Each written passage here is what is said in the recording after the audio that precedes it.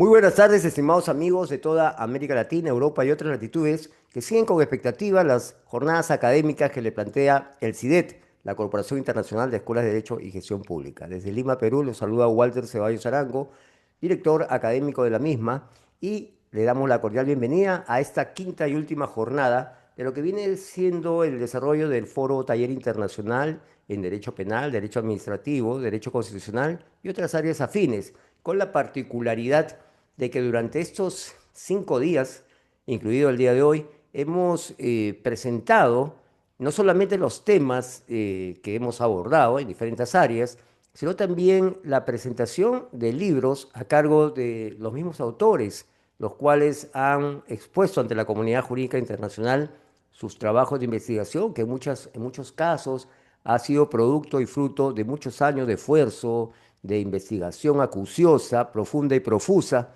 a lo largo de los conocimientos y las experiencias que ellos nos traen. Importante además porque esta labor que CIDET realiza no solamente lo hace desde este año, sino que durante años ha venido formulando este tipo de encuentros en los cuales se ha dado prioridad a las producciones bibliográficas de nuestros destacados maestros y maestras internacionales, en virtud a valorar, a darle el verdadero realce a lo que ha sido pues estas publicaciones, a lo que son sus conceptos, a lo que son sus teorías, que han arribado luego de muchos años de investigación.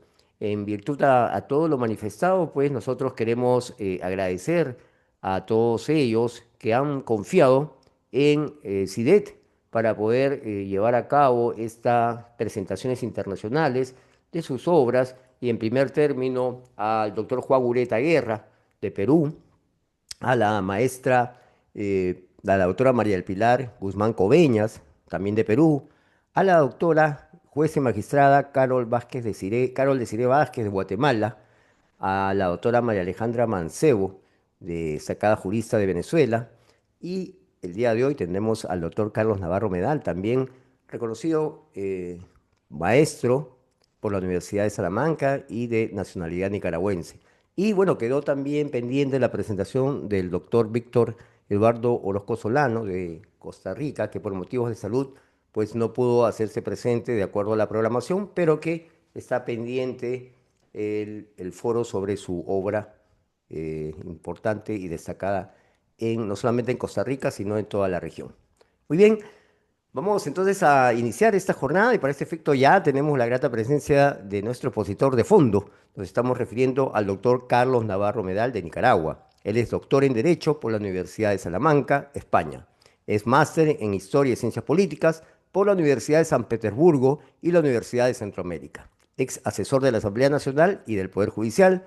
Es director del Instituto Iberoamericano de Estudios Superiores, IIES, que es también un importante ente, institución que forma parte de la Corporación Internacional de Escuelas de Derecho y Gestión Pública, avalando todos estos certámenes que realizamos de manera internacional. Además es un destacado conferencista internacional, maestro recurrente de varios de nuestros cursos a lo largo de estos últimos años. Le damos la cordial bienvenida al doctor Carlos Navarro Medal, que va a desarrollar justamente el tema que da título a su obra. Nos estamos refiriendo a la protección de los derechos humanos en la jurisdicción contenciosa administrativa. Bienvenido, estimado maestro, tiene usted el uso de la palabra. Adelante, por favor. Muchas gracias. En primer lugar, agradecerle a usted personalmente, al doctor Walter Ceballos, por darme la oportunidad de participar en esta jornada tan importante para el derecho en Iberoamérica y en segundo lugar, pues a la institución del CIDET que promueve estos eventos que son muy importantes para el desarrollo de la cultura jurídica. En segundo momento, hay que establecer de que eh, se quería presentar el día de hoy la obra intitulada La protección de los derechos humanos en la jurisdicción contenciosa administrativa, propiamente en Nicaragua. Sin embargo, por razones ya esgrimidas al doctor Walter, pues voy a hablar algunos minutos sobre el contenido y los alcances de esta obra, que es esencialmente lo relacionado con la protección de los derechos humanos en la jurisdicción contenciosa administrativa propiamente en Nicaragua. Como es de sobra conocido, la subordinación de la administración al derecho se puede producir en la práctica a través de dos grandes modelos. Por un lado, algunos estados recomiendan dicha función a una jurisdicción especial, pero no así especializada, porque la jurisdicción especializada es la militar, encargada específicamente de los asuntos administrativos, que es lo que le llamamos la jurisdicción contenciosa administrativa, que como todos sabemos, pues esta jurisdicción especializada surge en Francia a través del Consejo de Estado y evoluciona a los estados propiamente europeos, primeramente a través de Francia y su influencia en Alemania, Italia, España y a través de España a los países de América Latina. Sin embargo, no es unánime este modelo, ya que existe un modelo que es propiamente francés, un modelo italiano, un modelo alemán y el que nosotros hemos sido influenciados ha sido el modelo judicial propiamente español, donde en la mayoría de los países de América Latina tienen el modelo judicialista español eh, eh, iniciado propiamente en 1956 a través de la ley de la jurisdicción contenciosa administrativa elaborada en España propiamente por el gran maestro español y un gran amigo que murió hace como 4 o 5 años, don Jesús González Pérez, Eduardo García Enterría y Manuel Valve. Esta ley de 1956 pues tuvo una notable influencia en todos los países de América Latina. En Centroamérica fue un calco casi igual que para instaurar la jurisdicción contenciosa administrativa en 1966-67 en Costa Rica y posteriormente se instauró en Honduras en 1987, copiando la misma ley española.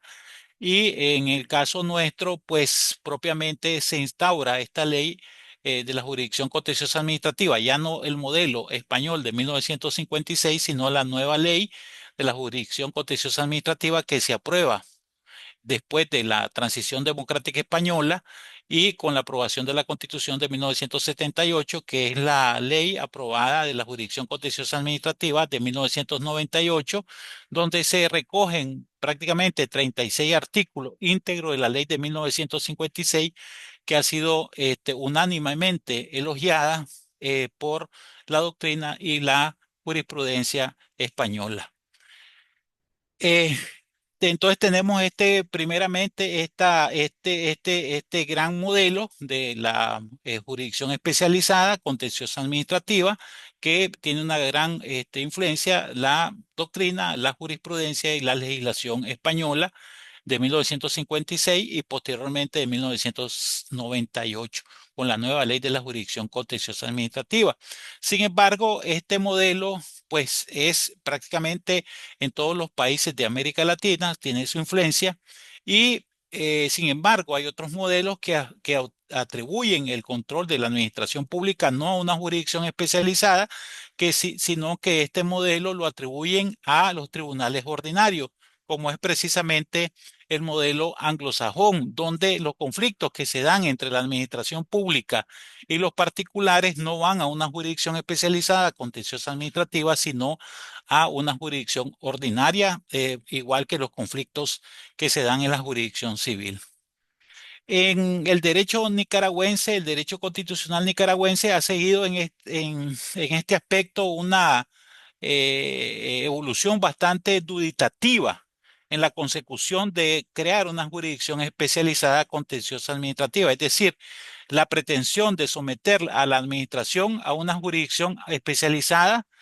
Se han visto tentativas. Primeramente, en la Constitución de 1974 se había previsto la posibilidad de crear en la práctica una jurisprudencia especializada, lo que se acogió favorablemente y sin embargo quedó plasmada en el artículo 303 y 304 de esta Constitución. Sin embargo, nunca se aprobó una ley propiamente de la jurisdicción contenciosa administrativa.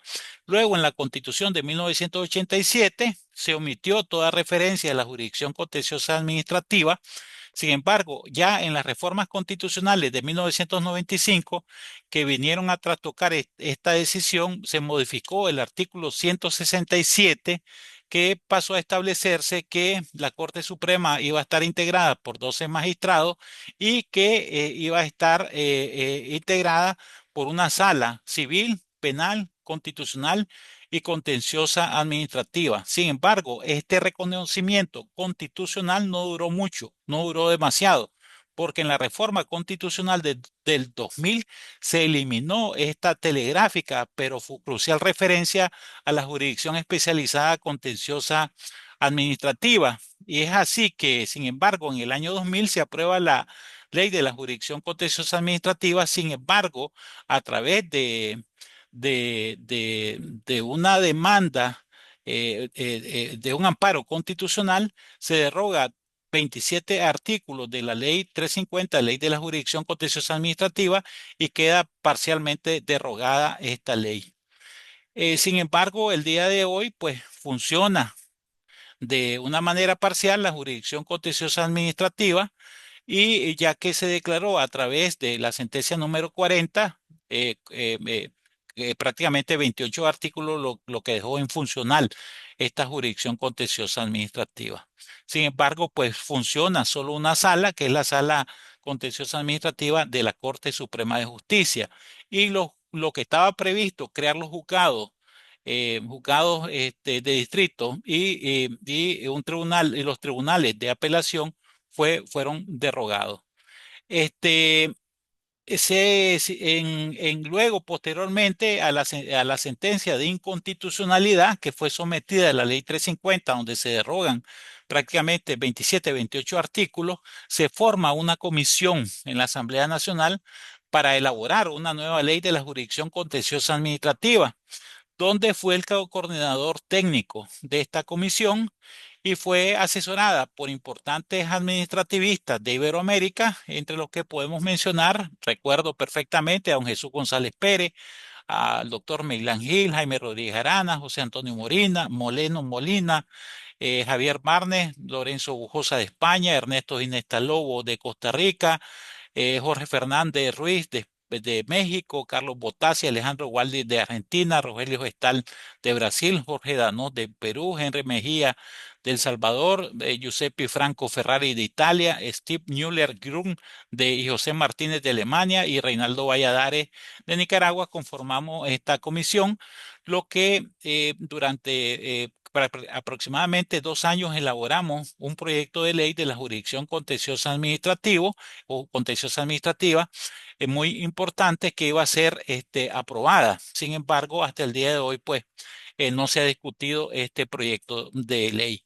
Sin embargo, es reseñable que en el año 2014 se reforma el artículo 131 de la Constitución y se establece un párrafo referente a lo que a lo que se entendía por administración pública. En este caso, me tocó a mí formular lo que yo entendía por administración pública, y esto es muy importante porque existía una tenue confusión entre lo que es gobierno y administración pública, entre lo que es actos políticos y actos administrativos.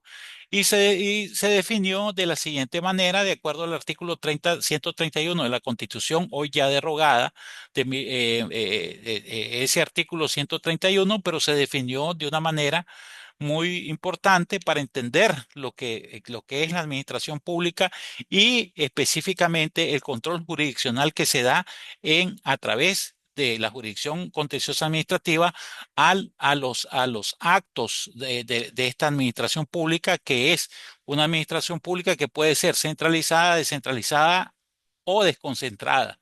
Y esta administración pública sirve con objetividad a los intereses generales y está sujeta en su actuación al principio de legalidad, eficacia, eficiencia, calidad, imparcialidad, objetividad, igualdad, honradez, economía, publicidad, jerarquía, coordinación, participación, transparencia y a una buena administración. Y es algo muy importante, con sometimiento pleno al ordenamiento jurídico del Estado. Y además se consagraba en esta reforma constitucional de este artículo 131 que se iba a aprobar una ley una ley de procedimiento administrativo que iba a garantizar la tutela administrativa efectiva de las personas interesadas.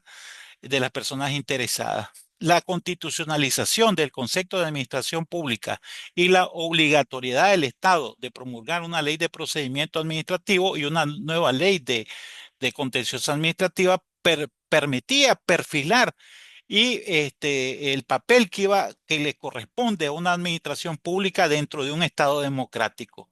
Asimismo, se constitucionalizó la creación de una jurisdicción especializada contenciosa administrativa y la aprobación de una nueva ley de justicia constitucional, porque que existía anteriormente era una ley de amparo, ¿verdad?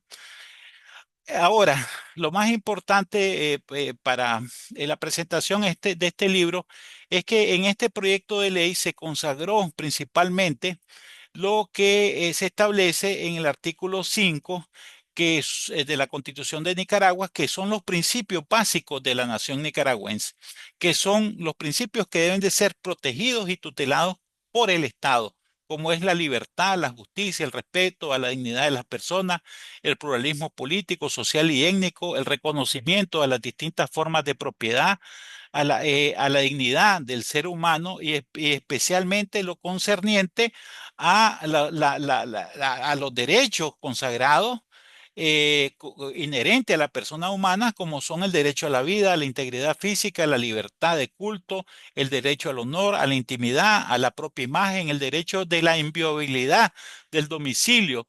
A poder elegir libremente el lugar de residencia y circular por el territorio nacional, la libertad de expresión, la libertad de cátedra, el derecho a huelga, la educación y la tutela judicial efectiva.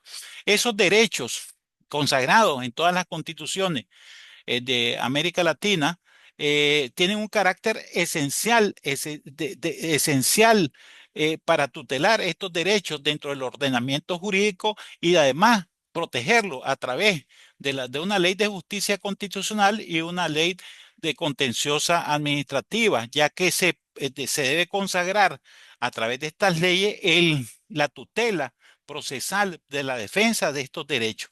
Por eso, la ley de la jurisdicción contenciosa administrativa es importante, ya que, como decía el maestro Kelsen, este tipo de garantía ha sido considerado como la piedra angular de la protección de los derechos fundamentales y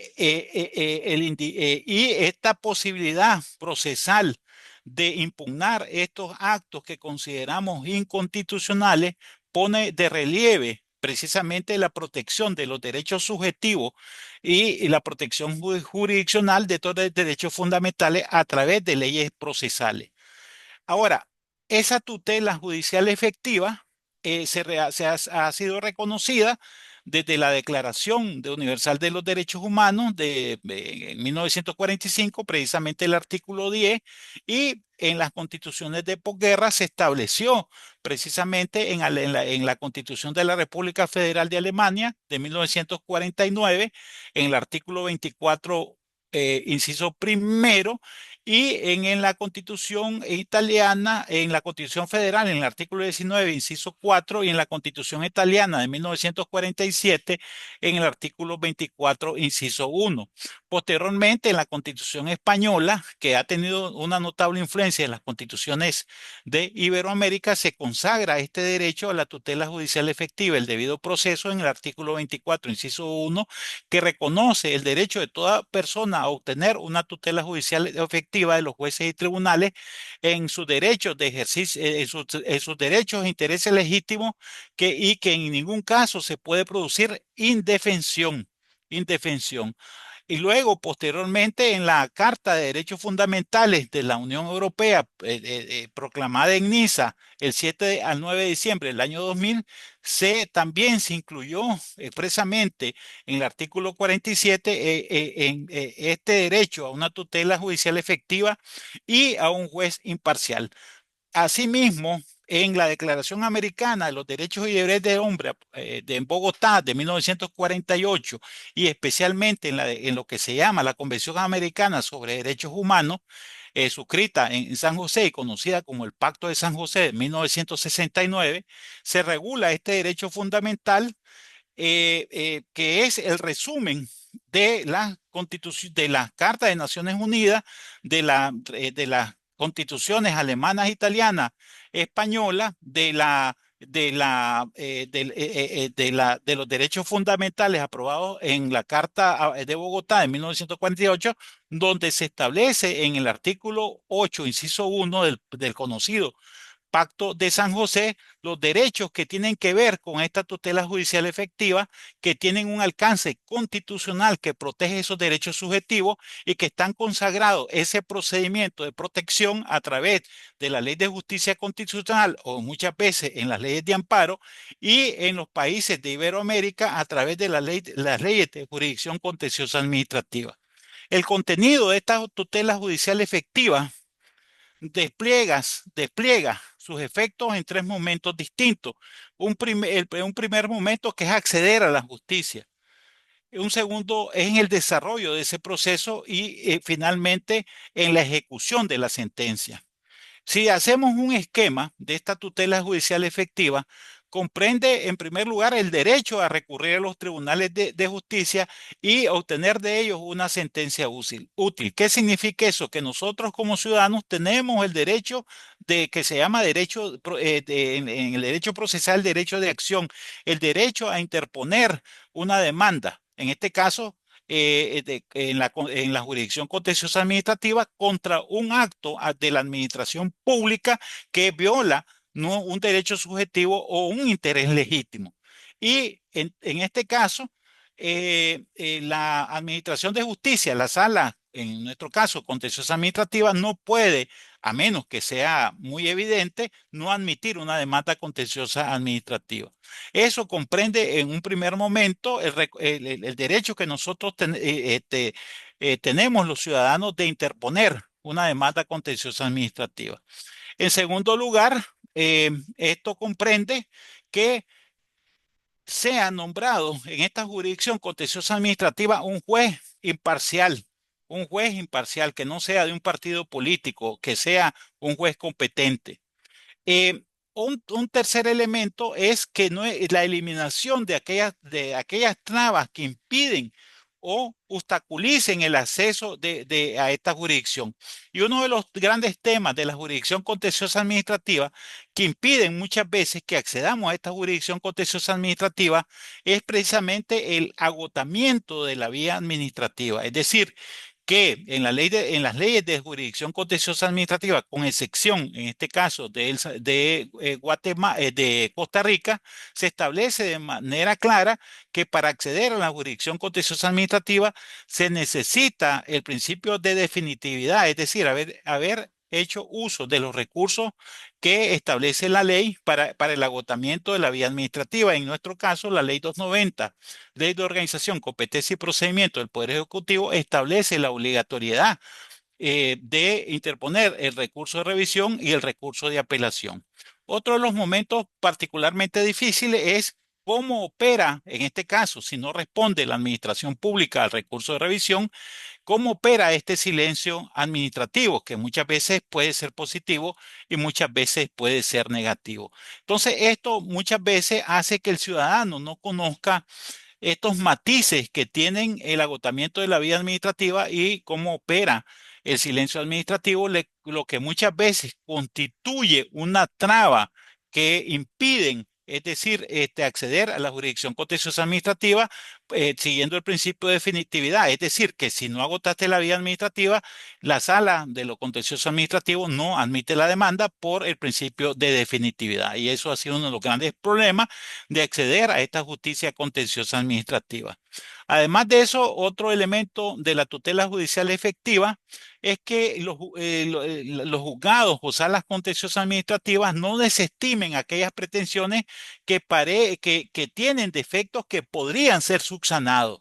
Y en este caso es una garantía constitucional que muchas veces los ciudadanos se pueden equivocar designando el juzgado o la sala o designando el recurso que se interpone, sin embargo, debe ser subsanada por este juez imparcial, ¿verdad? Y otro elemento fundamental es a obtener la tutela cautelar, que para que no se tome como un derecho ilusorio, sino un derecho que es real, que se puede defender. Asimismo, es que otro elemento fundamental a esta tutela judicial efectiva es que las decisiones, o sea, las sentencias deben ser fundamentadas y haga mérito a las cuestiones planteadas.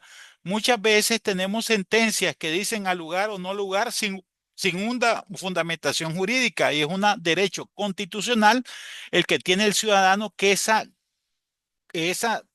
sentencia debe analizar los elementos fácticos y jurídicos y en concordancia con la pretensión procesal para que verdaderamente haga mérito a las cuestiones planteadas y que a través de esa sentencia definitiva se establezca claramente los fundamentos jurídicos y fácticos que conllevan a esa decisión. Entonces, que sea esa sentencia congruente con las pretensiones, que sea esa sentencia clara y precisa y que no admita oscuridad. Eso es muy importante, ¿verdad?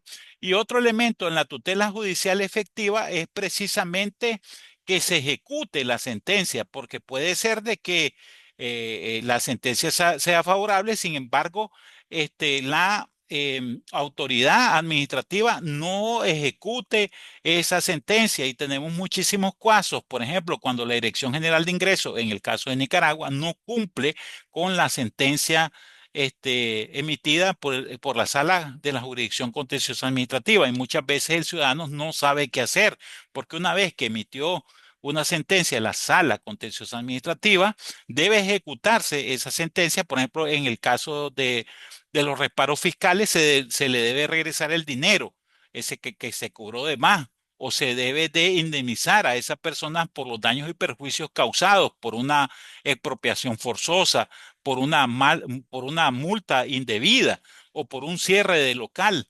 Sin embargo, muchas veces uno de los problemas fundamentales es de que la administración pública no ejecuta o se resiste a ejecutar esas sentencias de lo contencioso administrativo. Uno de los grandes problemas que tenemos en Nicaragua es precisamente que no existen jueces de ejecución y por lo tanto dicta la sentencia, se certifica la sentencia y lo que hace la persona agraviada es certificarla y llevar esa sentencia a la administración pública para que le ejecute. Pero el problema real es de que muchas veces esa administración pública no la ejecuta y al no tener jueces de ejecución, entonces muchas veces esa sentencia se queda sin ser ejecutada, ¿verdad? Otro de los elementos fundamentales de esa tutela judicial efectiva es precisa la dimensión temporal de que cuánto debe durar ese proceso judicial. En este caso, pues he llevado demandas contenciosas administrativas que tienen 8 o 10 años y todavía ni siquiera las han admitido en la jurisdicción contenciosa administrativa. Ahora, en la mayoría de los países de América Latina, una de las tendencias ha sido precisamente lo relacionado a los requisitos los grandes debates ha sido en cuanto a los requisitos de la admisibilidad de la pretensión procesal contenciosa administrativa. Algunos doctrinarios opinan que es importante agotar la vía administrativa, ya que de esa manera se deslinda o se le quita presión a la jurisdicción contenciosa administrativa, que una simple multa de tránsito vaya directamente a la jurisdicción contenciosa administrativa y se abarrote de demandas contenciosas administrativas de multa. Y por lo tanto, algunos defienden la posición de que es necesario y obligatorio que la jurisdicción, antes de acceder a esa jurisdicción contenciosa administrativa, se agote esa vía administrativa con los recursos administrativos en las leyes administrativas. Sin embargo, hay otra parte de la doctrina que opina que ese es un obstáculo que tenemos los ciudadanos para acceder a los juzgados contenciosos administrativos. En el caso de Costa Rica, el Código Procesal Contencioso Administrativo se establece claramente que el agraviado puede ir interponer los recursos administrativos o ir directamente a la jurisdicción contenciosa administrativa, ¿verdad? Que es lo que causa grandes polémicas relacionadas con el agotamiento de la vía administrativa y hay estudios comparados de varios países europeos y americanos que ponen de relieve este tratamiento disímil del Instituto del Agotamiento de la Vía Administrativa. Algunos consideran que no debe ser obligatoria, otros lo consideran y así han existido diferentes posiciones en cuanto al agotamiento de la vía administrativa. El otro gran problema que se tiene es sobre el silencio positivo o negativo, ¿verdad? En nuestro caso, la ley 350, ley de la jurisdicción contenciosa administrativa, se estableció claramente que el silencio debe de ser positivo, es decir, que si la administración pública no contesta en los 30 días, se considera un silencio positivo, siempre y cuando se llenen ciertos requisitos, o sea, que no sea contra ley, es decir, que no sea contra la ley. Un ejemplo claro, sí, por ejemplo, en una concesión de mina se pide que se solicita eh, eh, eh, una explotación minera en un determinado territorio y ese territorio ha sido determinado como una zona protegida, pues lógicamente, aunque se presente la solicitud, no conteste el Ministerio de Minas, lógicamente no se puede argumentar ese silencio positivo porque es una zona protegida. Por lo tanto, ese silencio debe de ser negativo. Pero esencialmente en Nicaragua ese silencio es positivo, aunque en algunos países la mayoría de los países es silencio negativo. Ahora, otro de los problemas fundamentales de este silencio positivo es el relacionado cómo se ejecuta este silencio positivo, porque pueden pasar, por ejemplo, los 30 días y uno puede recurrir a la administración pública para que se ejecute ese silencio administrativo y la administración pública se niega a ejecutar este silencio administrativo. Eso es uno de los problemas, cómo ejecutar ese silencio administrativo y hacer valer ese derecho. Es uno de los problemas fundamentales. Entonces, todo esto que he narrado en cuanto a la tutela judicial efectiva y el debido proceso y lo concerniente a la protección de los derechos fundamentales y libertades públicas que se encuentran referidos esencialmente, estrictamente relacionados con la dignidad humana, que son pilares básicos esenciales de todo el ordenamiento jurídico de un Estado democrático del derecho, son los elementos básicos, e inalienables que tenemos los ciudadanos ante la vulneración de los derechos a través de los actos administrativos que lesionan los intereses legítimos y los derechos subjetivos de los ciudadanos. Y esos elementos, esos derechos fundamentales, ese derecho positivizado, derecho fundamental, que son los derechos humanos, precisamente el derecho a la vida, a la moral, a la imagen, a la libre circulación, la libertad de expresión, son derechos que son inherentes al ser humano, que son consagrados en la primera constitución norteamericana, en la constitución francesa, que dieron origen a este derecho público. Sin embargo, son derechos que necesitan el elemento adjetivos que son precisamente la ley de justicia constitucional o la de amparo y la ley de la jurisdicción contenciosa administrativa. Todo este andamiaje procedimental debe estar claramente perfilado en torno al elemento que es la tutela judicial y el debido proceso para que verdaderamente estos derechos y libertades fundamentales, estos derechos humanos,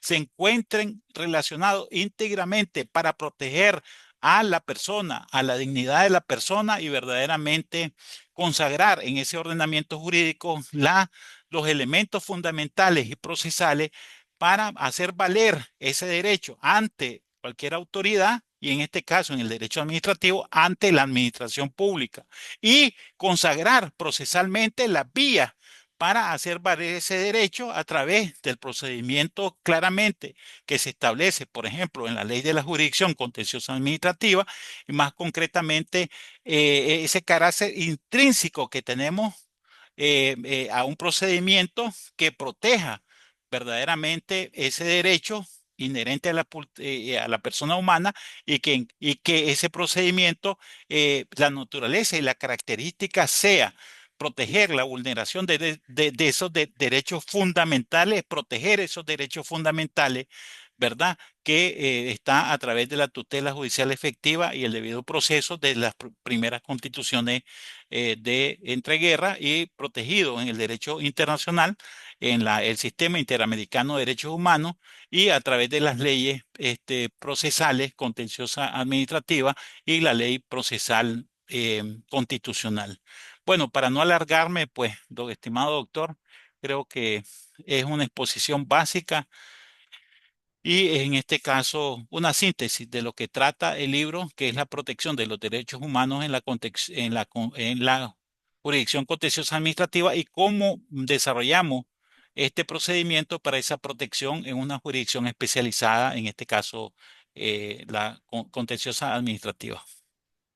Muy bien, muchísimas gracias, estimado doctor Carlos Navarro. Una exposición muy interesante, sobre todo desde la perspectiva de un especialista, de un experto como es usted, en el derecho administrativo, en el procedimiento administrativo sancionador y también todo lo que se refiere al respeto justamente de los derechos fundamentales en la gestión pública, lo cual es siempre una constante en todos nuestros países. Esta, se podría decir, copamiento del sistema administrativo, en muchos casos de orden burocrático, en otros casos, lamentablemente también con atisbos de corrupción que suelen impedir que la justicia pueda democratizarse y llegar justamente como todos los operadores o como todos los que deseamos que el Estado de Derecho se respete en su integridad, pues siempre se presentan estas trabas que usted las ha enumerado y las ha mencionado en forma muy específica y además muy didáctica, estimado maestro. Y justamente en virtud también a este libro que usted presenta el día de hoy ante la comunidad jurídica internacional, pues nosotros vamos a seguro a tener oportunidad de pronto tenerlo pues y poder también revisarlo y darle también una lectura obligatoria. Además también indicarle a los amables participantes que nosotros vamos a compartirles la forma como pueden acceder a toda la obra que muy desprendidamente el doctor Carlos Navarro Medal las entrega gratuitamente, ¿no? A través de su enlace, de su Facebook. Hay una serie de obras, doctor Carlos, si usted las podría enumerar porque son, creo, varias, ¿no, doctor? Sí, esencialmente lo que he tratado de resumir es a través de un tratado de derecho administrativo, el desarrollo y evolución del derecho administrativo nicaragüense, que son 8 tomos que se encuentran en la página web del Instituto WWIIES, Instituto Iberoamericano de Estudios Superiores, edu.ni. Ahí en biblioteca pueden perfectamente bajar esta obra que están a su entera disposición. Creo yo de que como he sido parte de comisiones para elaboración de leyes, especialmente contenciosa administrativa y de justicia constitucional, considero de que no es solamente la aprobación de las leyes, sino de crear una cultura jurídica, que es lo más difícil muchas veces, porque podemos tener buenas leyes, pero malos operadores jurídicos. Por eso, cuando se elaboraba el proyecto de ley en el año 2011 de la ley de la jurisdicción contenciosa administrativa, el maestro Jesús González Pérez me decía algo muy importante: es mejor tener una mala ley con buenos operadores judiciales que una buena ley con malos operadores judiciales. Y eso es perfectamente correcto, porque se puede elaborar una buena ley. Sin embargo, si los operadores jurídicos son mal formados, son politizados, no va a funcionar ese sistema. O podemos tener una ley que no es tan buena, pero si tenemos buenos operadores jurídicos, va a funcionar ese sistema. Y en este caso me trae a la memoria que hace algunos años se aprobó la ley, el Código Procesal Civil. Sin embargo, eh, por la falta de tradición jurídica no se dio capacitación, los jueces no están muy bien formados, los litigantes no, tuvieron que pagar cursos privados para poder acceder a estas nuevas formas de operar de este código procesal. Entonces eso ha dificultado la creación de una cultura jurídica. Lo que pensábamos nosotros era de que a través de este código se iban a hacer procesos ágiles y rápidos, y sin embargo son procesos que hoy dilatan más de lo previsto. ¿Por qué? Porque no se formaron ni los jueces ni los litigantes. Y entonces, por muy bueno que sea el código, porque prácticamente se copió de la ley española, de la ley española del año 2000, de la ley de enjuiciamiento civil, pues que a través de la cooperación española brindaron asesoramiento a los países de América Latina para que calcaran este modelo español, que es bueno. Sin embargo, pues si no se tiene buenos operadores, si no se tiene una cultura jurídica, es muy difícil, por muy bueno que sea un código, por muy bueno que sea una ley, que funcione y opere correctamente. Entonces, lo que se hace a través de la academia, por ejemplo, con el CIDEC, es muy importante, ya que crea una conciencia jurídica, una cultura jurídica que es muy importante para que funcione un sistema. Sin una cultura jurídica no puede funcionar un sistema. Es absolutamente, se deben de apropiar tanto los ciudadanos, la administración pública y los jueces de esta cultura jurídica. De lo contrario, no va a funcionar. Claro, importante esta última acotación que hace usted, estimado maestro, justamente y en virtud a que usted ha dirigido una universidad que también es el Instituto Iberoamericano de Escuelas Superiores, en la cual además ha formado muchas generaciones no solamente de abogados, sino también de contadores, de profesiones afines a la administración pública. Y entonces es muy importante y algo que recoge usted y que nosotros compartimos plenamente, el sentimiento y el sentir de lo que es la formación, en primera instancia, en la formación ética, como usted bien también lo ha señalado, para que todos los procesos de la administración y la gestión pública pues puedan ser totalmente transparentes y cumplir a cabalidad la función y el organigrama para el cual han sido creadas. Y nosotros, en virtud también a lo que vamos conversando con el doctor Carlos Navarro, también queríamos compartirle, mire, acá ustedes van a poder en este link que nos acaba de enviar el doctor, o esta pista, para poder ingresar al Instituto Iberoamericano de Escuelas Superiores, el IIES, podrán tener también acceso a estas obras completísimas sobre Tratado de Derecho Administrativo, ¿no? Acá vemos que son varios tomos, doctor Carlos, ¿no? Tengo entendido. Ocho tomos, 8 tomos, ¿no? pero va a encontrar también otras obras, por ejemplo, hay otras obras que no son de la colección, pero sí son obras muy importantes, creo, como es el Tratado de Derecho Administrativo Centroamericano, donde son 3 tomos, donde abarca a todos los países del Istmo, como son los estudios relacionados con el derecho administrativo de Honduras, Nicaragua, El Salvador, Costa Rica y Guatemala. Es una obra colectiva, ¿verdad? Que realizamos, donde el primer tomo es una panorámica general de la evolución del derecho administrativo, y luego en los siguientes subtomos son sobre contrataciones, sobre procedimientos, sobre las leyes procesales contenciosas administrativas. Pero en el caso del Tratado de Derecho Administrativo, que tiene el color verde, pues es una obra propiamente nicaragüense, que es la más completa en Nicaragua, donde trata de verdaderamente de crear una visión completa del derecho administrativo nicaragüense y va por tomos hasta llegar al tomo número 8, pero también puede encontrar otros libros que pueden resultar interesantes, como es la Constitución de Nicaragua para niños y niñas, ¿verdad? Y además de eso, la influencia de las ideas de la Ilustración en la Constitución de 1824, que son libros que pueden resultar de interés a aquellos que son estudiosos de esta materia, ¿verdad? Del derecho propiamente administrativo, que es una materia fundamental para el desarrollo de nuestros países, ¿verdad? Porque todo Estado moderno pues tiene una administración pública.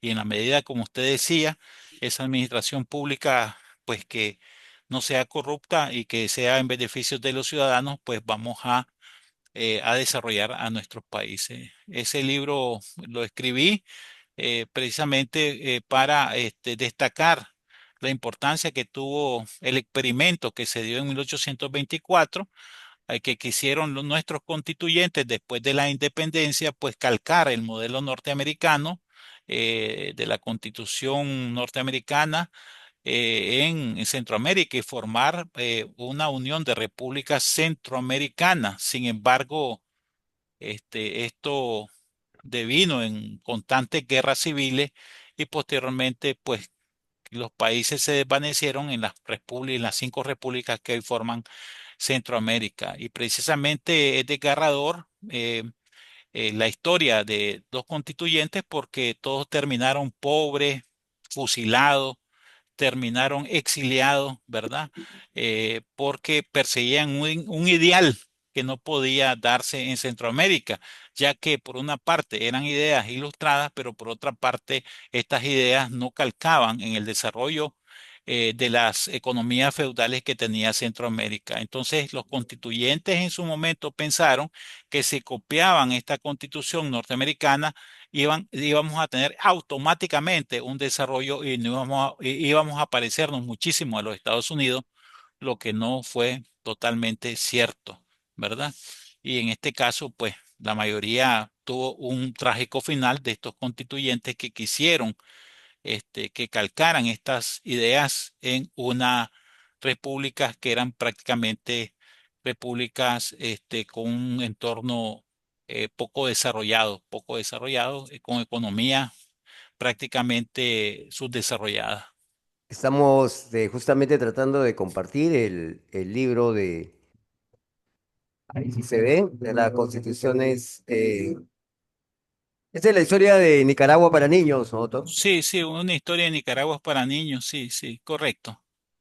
Sí, es una historia que hice de Nicaragua para niños porque considero que es importante, doctor,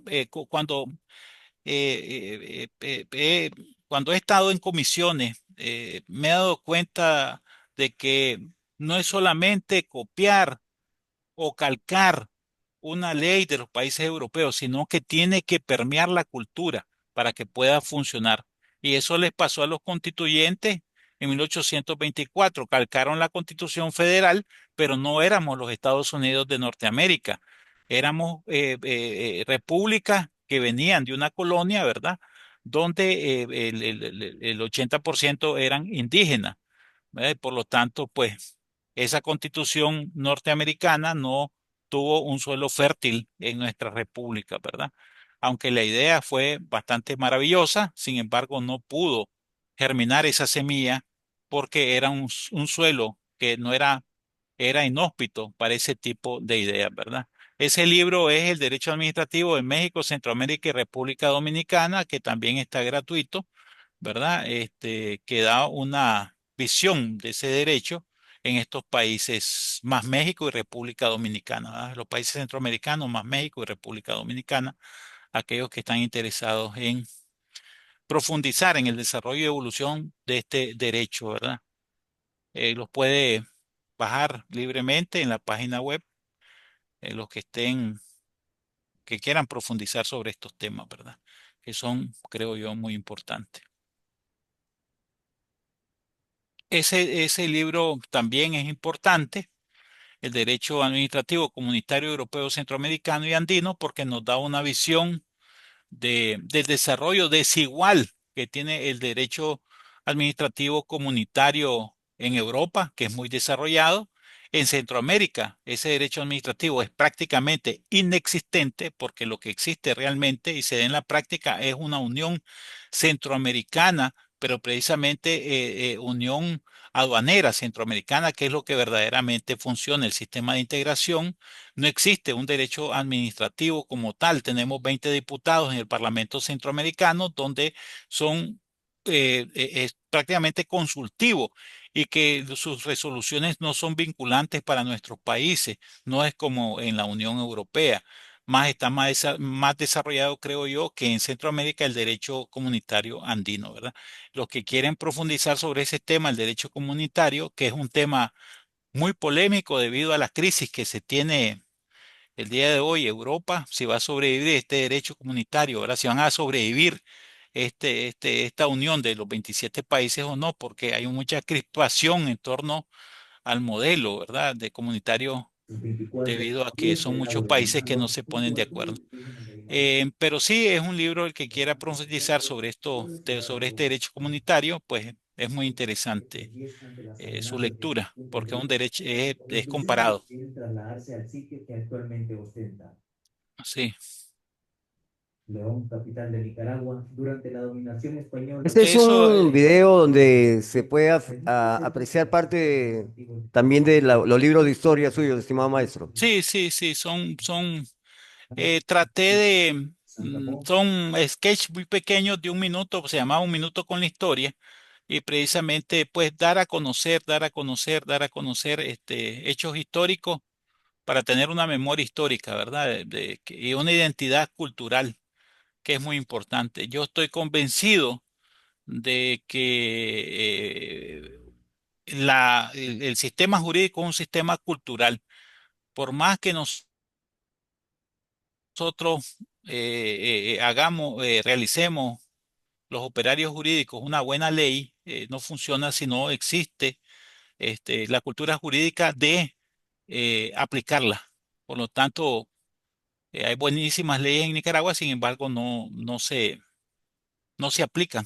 Y ese es uno de los grandes problemas, ¿verdad? Perfecto. Doctor, entonces, todo lo que nosotros normalmente tenemos acceso y se ha compartido a través del grupo de maestros y maestras internacionales, como todas las colecciones de derecho administrativo, en virtud de que siempre se va renovando el auditorio y hay personas que de repente por primera vez acceden, nosotros podemos compartir estos enlaces y luego también nos dice, doctor, todos los libros están en el IIS, ¿no? ¿Es correcto, doctor? Sí, así, no todo, porque hay obras colectivas que he participado, más de 70 obras colectivas, de congresos que he participado durante casi 20 años.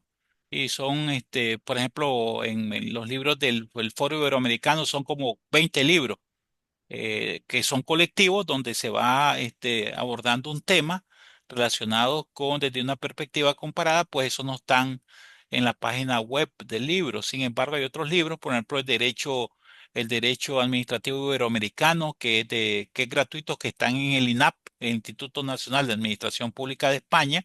Está el derecho administrativo en Iberoamérica, que está de forma gratuita, también el INAP, donde participamos muchos autores y se da una panorámica completa de lo que es el derecho administrativo, que yo se lo voy a pasar a usted, ¿verdad? Porque los tengo en mi memoria y yo se los puedo pasar para que usted lo comparta o puede anunciar los que están de manera gratuita en el Instituto Nacional de Administración Pública de España, que es muy conocido, que es el INAP. Son libros gratuitos de libre circulación, ¿verdad? Que yo se los paso o también les puedo pasar el link para que aquellos interesados pues puedan bajar estos libros que están en esta página web. Hay otros libros que no están, lógicamente, ¿verdad? Pero sí, esencialmente, pues en el IES están estos tomos, que pueden ser de importancia, ¿verdad? Excelente, doctor. Entonces, en toda la comunidad jurídica de CIDET, en todos los grupos por país con los que contamos, vamos a volver nuevamente en virtud de esta excelente participación y seguro a algunas cuestiones que ustedes pues todavía quizás no tengan claras, hay dos caminos, ¿no? Una, como le está recomendando el maestro Navarro, que puedan ir hacia, en primer término, IES, ¿no? Que lo acabamos de fijar en el chat de esta plataforma, para poder revisar algunos de sus libros, algunas de sus obras que están gratuitamente expuestos para que ustedes puedan acceder. Y lo otro sería, bueno, esta jornada, se puede decir, clase magistral del doctor Carlos Navarro Medal, va a quedar grabada en el canal de YouTube, el cual ustedes tienen acceso, muchos tienen acceso, a los que no, pues solamente colocan en YouTube SIDET, ¿no? Y directamente los conduce al canal, donde no solamente tendrán las jornadas de estos días, sino también más de 90 videos de diversos cursos, foros, talleres internacionales que hemos realizado en diversas áreas del derecho y ciencias afines, y que siempre cuentan con la participación de destacados maestros y maestras, como es el caso del doctor Carlos Navarro Medal. Muy bien, estimado maestro, nosotros vamos Muchas llegando al final, no sin antes compartir y tener el honor, además de leer públicamente, el reconocimiento que las instituciones han han generado, las instituciones que avalan académicamente este certamen, han generado como reconocimiento al doctor Carlos Navarro Medal, en primer término, el Instituto de Relaciones Internacionales de la Universidad Nacional de La Plata en Argentina, la Corporación Internacional de Escuelas de Derecho y Gestión Pública, CIDET, el Círculo Argentino Jurídico, además la Universidad Técnica de Machala en Ecuador, el Colegio de Abogados del Oro en Ecuador, el Instituto Iberoamericano de Escuelas Superiores en Nicaragua, otorgan el presente reconocimiento al doctor Carlos Navarro Medal por su destacada participación y desempeño como ponente en el Foro Taller Internacional en Derecho Constitucional, Derecho Penal, Derecho Administrativo y otras áreas, en el capítulo del día de hoy denominado La protección de derechos humanos en la jurisdicción contenciosa administrativa, y todo esto en el marco del Foro Taller Internacional que se ha impartido desde el 17 al día de hoy, 25 de septiembre de 2025, firmado por todas las autoridades de las instituciones mencionadas. Felicitaciones, estimado maestro, siempre No, no, al es un contrario, honor doctor, conversar con su muy estimado maestro. agradecido con usted, con don Walter Zavallos, con su institución por darme la oportunidad de compartir algunas ideas, algunas reflexiones sobre lo que he desarrollado a través de la academia, de la elaboración de proyectos de ley y especialmente pues darme la oportunidad de presentar estos libros que pueden ser de utilidad para los estudiantes, para los académicos y para los que trabajan en la administración pública. Muchísimas gracias, doctor, muy agradecido, siempre a la orden y un saludo desde Nicaragua. Claro que sí, doctor, así será, y además sabemos y además estamos completamente seguros que toda la audiencia estará de acuerdo. Tiene felicitaciones de nuestra coordinadora en Venezuela, la doctora Lil Vargas, y muchos saludos en los grupos también que han estado siguiendo esta transmisión, y también seguro a los que se van a unir a las retransmisiones a través del canal de YouTube y de todos los medios y virtuales de CIDET. Nosotros nos vamos despidiendo, pero antes queremos reiterarle la invitación para que nos podamos volver a reencontrar en la ejecución del curso Taller Internacional en Justicia Juvenil. Y esto es Justicia Juvenil, Derecho Penitenciario y Violencia Criminal en la Era Digital. Perfil psicológico del menor infractor y respuesta social. Una perspectiva multidisciplinaria, penal, constitucional, derechos humanos, psicología, soporte y orientación pedagógica. Eso se desarrollará del 7 al 11 de octubre de 2025. Están cordialmente invitados a participar. Ya están todos los números, todos los canales para sus inscripciones, para sus registros y para que puedan participar de este gran evento, este gran encuentro internacional, un cónclave de más de 30 expositores de 20 países que nos traerán pues sus importantes y valiosos conceptos, además de las prácticas, ya que muchos de ellos pues son autoridades dentro del Poder Judicial, dentro del Ministerio Público, de la Defensa, pues de todos los organismos competentes, así también como catedráticos en diversas universidades. Así que están cordialmente invitados a participar. Y nosotros desde Lima, Perú, Walter Ceballos Arango se despide y los invita a seguir atendiendo y seguir participando de las actividades de capacitación de carácter internacional que les otorga el CIDET, que es la Corporación Internacional de Escuelas de Derecho y Gestión Pública. Que tengan Muy buenas noches, hasta cada uno de sus países. Les mandamos un fuerte y sincero abrazo. Gracias, doctor Carlos. Muy buenas noches. La orden.